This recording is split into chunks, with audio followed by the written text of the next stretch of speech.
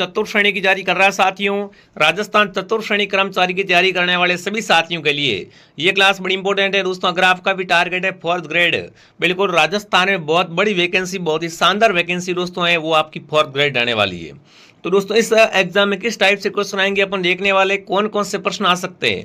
आज हम दोस्तों चतुर्थ श्रेणी के लिए राजस्थान जीके से आपके 100 इंपॉर्टेंट क्वेश्चन देखेंगे कि भाई आपके एग्जाम में जो किस टाइप से क्वेश्चन आएंगे, कौन कौन से प्रश्न आ सकते हैं। ये सारे क्वेश्चन क्या है दोस्तों, आपके एग्जाम के लिए रामबाण क्वेश्चन रहने वाले हैं। तो इस क्लास को आप ध्यान से पूरा जरूर देखें और लास्ट में कमेंट करके जाइएगा कि इस क्लास से कितने सवाल आपके सही होते हैं। ठीक है, सभी को नमस्कार, सभी का स्वागत है। चलिए अब क्या करते हैं अपन, अब दोस्तों अपन क्लास का शुभारंभ करते हैं। तो देखिए बहुत अच्छी क्लास रहने वाली है, बहुत ही शानदार क्वेश्चन रहने वाले हैं, तो ध्यान से पूरा जरूर देखना। बिल्कुल बेसिक से आपको पढ़ाने वाला हूं। तो देखिए राजस्थान में पहला सवाल आपके सामने पूछा है कि राजस्थान की शिक्षा नगरी किसे कहते हैं। बहुत ही शानदार प्रश्न पूछा है कि राजस्थान की एजुकेशन सिटी किसे कहा जाता है। राजस्थान की शिक्षा नगरी है वो कोटा कहलाता है। यहाँ पर क्या रहेगा आंसर, कोटा ऑप्शन आपका राइट रहेगा। कोटा को क्यों कहते हैं, क्योंकि कोटा की साक्षरता सरवाड़ी के है ना, कोटा की साक्षरता सरवाड़ी, इसलिए इसे क्या बोलते हैं, राजस्थान की शिक्षा नगरी कहा जाता है। अगला सवाल आपके सामने, अगला प्रश्न पूछा राजस्थान में विधानसभा सीटों की संख्या है।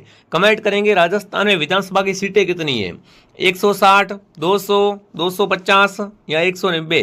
फटाफट कमेंट करेंगे साथियों। राजस्थान में जो विधानसभा सीटें हैं वो है 200, ठीक है ना। राजस्थान में विधानसभा की सीटें कितनी है, तो 200 सीटें विधानसभा की है।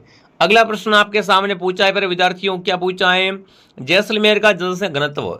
आपको पता है राजस्थान में सबसे कम जो से घनत्व है वो दोस्तों आपका जैसलमेर का है, और सरवाड़ी के वो आपका जयपुर का है। तो देखो राजस्थान में सबसे कम जनसंख्या घनत्व आपका जैसलमेर का है, बट यहाँ पर आपसे पूछा है कि जैसलमेर का जनसंख्या घनत्व है कितना, तो यहाँ पर आएगा 17 क्या है साथियों, जैसलमेर का जनसंख्या घनत्व है। जो भी ऑप्शन ए कमेंट कर रहा है, ऑप्शन ए आपका राइट है। अगर आपने कुछ भी नहीं पढ़ा अभी तक और आज से आप मेरे साथ जुड़ते हो और जो मेरी क्लास से आती है उनको डेली देखते हो, तो 100% दोस्तों आपका 4th ग्रेड में नंबर पक्का है। बट जो क्लास से आ रही है उनको आपको डेली रेगुलर चेक करना पड़ेगा, उनको पढ़ना पड़ेगा। अगला सवाल पूछा राजस्थान की सर्वाधिक ऊंचाई पर स्थित झील कौन सी है। मतलब ऐसी झील दोस्तों जो सर्वाधिक ऊंचाई पे बनी हुई हो। फटाफट कमेंट करेंगे, पुष्कर झील, नक्की झील, कोलाज झील या सांबर झील। दोस्तों सांबर राजस्थान में सर्वाधिक खारे पानी की सबसे बड़ी झील है ना, राजस्थान में खारे पानी की सबसे बड़ी झील है वो सांबर झील दोस्तों है। बट आपसे पूछा है राजस्थान की सबसे ऊंची झील, तो वो झील नक्की झील। वो झील कौन सी है, नक्की झील दोस्तों आपकी माउंट आबू में है, ठीक है। माउंट आबू आपका सिरोही में है, यहीं पे क्या बनी हुई है, राजस्थान की सबसे ऊंची झील है वो नक्की झील दोस्तों है। ये बात आपको ध्यान रखना है। अगला प्रश्न दोस्तों आपके सामने क्या पूछा है, अगला पूछा उड़िया का पठार कहाँ पर है।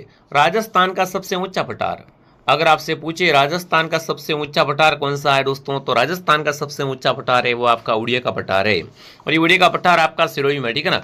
उड़िया का पठार कहाँ पर है दोस्तों, गुरु शिखर के ठीक नीचे ही उड़िया का पठार है, जो कि आपका सिरोही में है। ऑप्शन डी आपका राइट है। यहाँ पर जो भी प्यारे साथी ऑप्शन डी को सही कर रहे हैं बहुत बढ़िया दोस्तों। अगला प्रश्न आपके सामने क्या पूछा है, देखिए छप्पन की पहाड़ी कहाँ पर है। देखो यहाँ पर 2 टाइप से क्वेश्चन आता है, एक तो आता है छप्पन के मैदान और एक छप्पन की पहाड़ी। तो छप्पन के मैदान आपको पता है बांसवाड़ा प्रतापगढ़ वाले भूभाग में उधर है। बट अगर आपसे पूछे छप्पन की पहाड़ी कहाँ पर है दोस्तों, तो छप्पन की पहाड़ी बाड़मेर लिखो या बालोतरा करो, एक ही बात है। देखो नए जीके से प्रश्न अब बार नहीं आया, आपने देखा जैसे बीएसटी से एग्जाम हो गया है और भी एग्जाम, उनमें नए जीके से क्वेश्चन नहीं मिल रहे। तो आप अभी आपको बिल्कुल बेफिक्र रहना है, जो पुराना जीके आपने पढ़ रखा है उनको ही आप पढ़ सकते हो, ठीक है।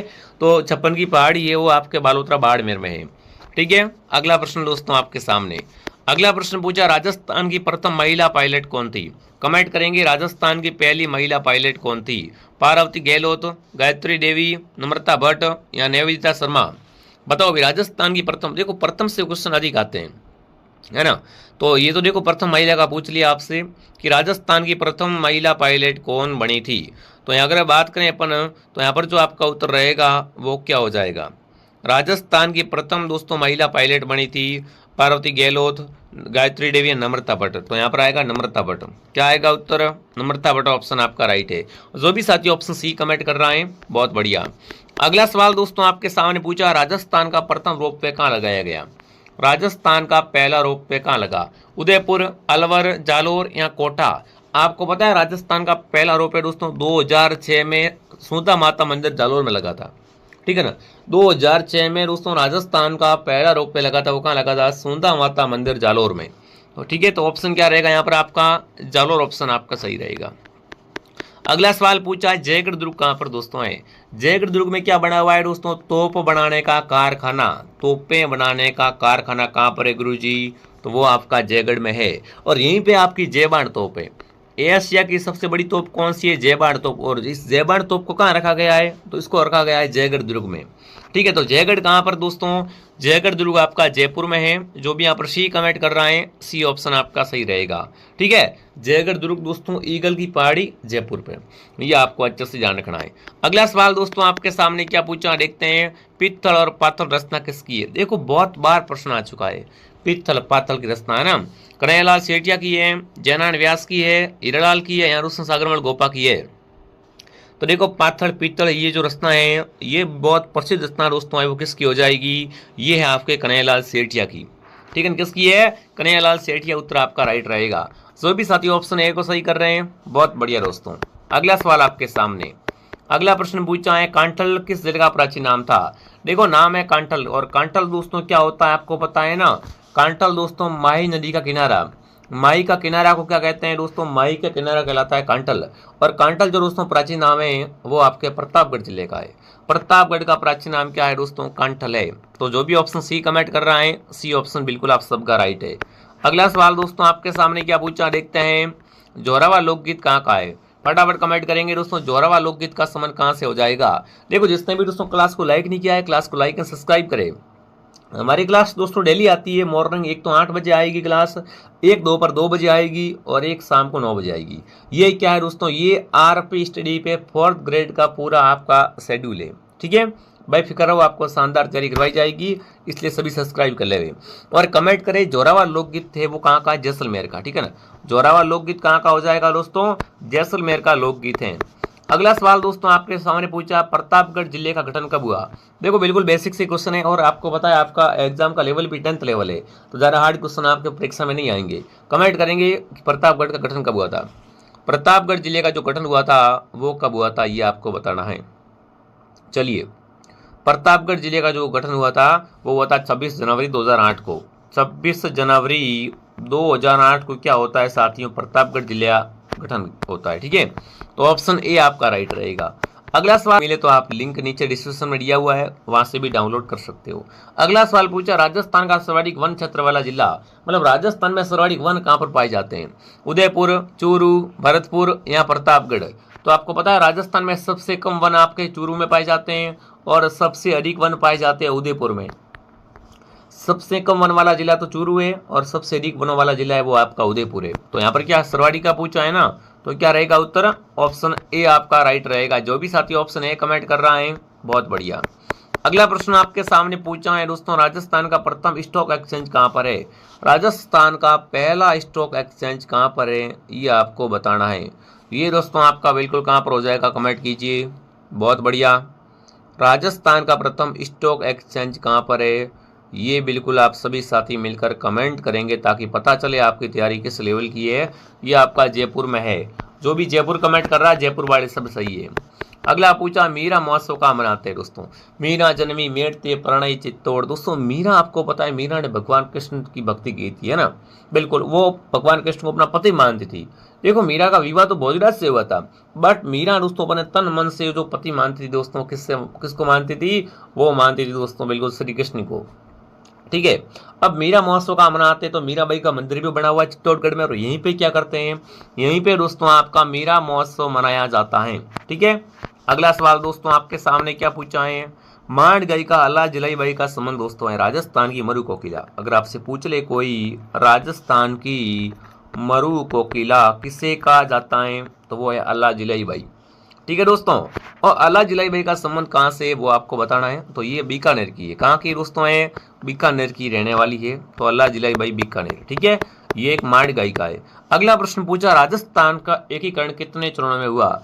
आपको पता है एग्जाम कौन सा एग्जाम है, 4th ग्रेड भाई साहब, तो ज्यादा लोड लेना नहीं, बिल्कुल इजीली क्वेश्चन आएंगे आपके।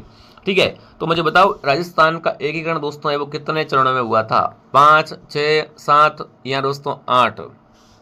तो राजस्थान का एकीकरण दोस्तों है वो 7 चरणों में हुआ था। एकीकरण का पहला चरण मत्स्य संघ था, एकीकरण का सबसे बड़ा चरण था वो चतुर्थ चरण था। ठीक है, ये बातें आपको ध्यान रखना है। यहाँ पर ऑप्शन नंबर क्या हो जाएगा? सी ऑप्शन आपका सही है। अगला प्रश्न आपके सामने पूछा है, लोणी का उद्गम किस जिले से होता है दोस्तों? लोणी आदि खारी है, आदि मिट्टी है भाई साहब। आदि तो क्या है? आदि दोस्तों खारी है और आदि मिट्टी है। वो कौन सी नदी है? वो है लोणी नदी दोस्तों। ठीक है, और लोणी का उद्गम होता है वो अजमेर के नागपाड़ से होता है। ठीक है, लोणी का उद्गम कहाँ से होता है? अजमेर जिले की नागपाड़ी से। अगला प्रश्न आपके सामने पूछा साथियों, सर्वाधिक पशु मेले कहाँ भरते हैं? राजस्थान में सर्वाधिक पशु मेले भरते हैं वो कहाँ भरते हैं? कोटा, जयपुर, जैसलमेर, नागौर। तो राजस्थान में सर्वाधिक पशु मेले भरते हैं दोस्तों, वो भरते हैं बिल्कुल आपके नागौर जिले में। नागौर जिले में क्या भरते हैं? राष्ट्रीय स्तरीय सर्वाधिक पशु मेले भरते हैं, ये आपको ध्यान रखना है। ऑप्शन डी आपका राइट है दोस्तों। बाकी हमारी क्लासेस का टाइम आपको बताइए, एक क्लास मॉर्निंग 8 बजे आएगी, एक क्लास दोपहर 2 बजे आएगी और एक क्लास शाम को 9 बजे आएगी। बेफिक्र रहो आप। तो खारे पानी के सर्वाधिक जिले कहाँ पर है? देखो राजस्थान में सर्वाधिक खारे पानी की अगर जिले अपन बात करें तो कहाँ पर है? या मैं अगर सीधा आपसे पूछूं कि राजस्थान में सर्वाधिक जिले कहाँ पर है, खारे वाला हटा दो, ये भी सवाल आ सकता है ना। सर्वाधिक जिले कहाँ पर है? तो राजस्थान में जिलों की नगरी है उदयपुर। राजस्थान में जिलों की नगरी कौन सी है दोस्तों? उदयपुर है।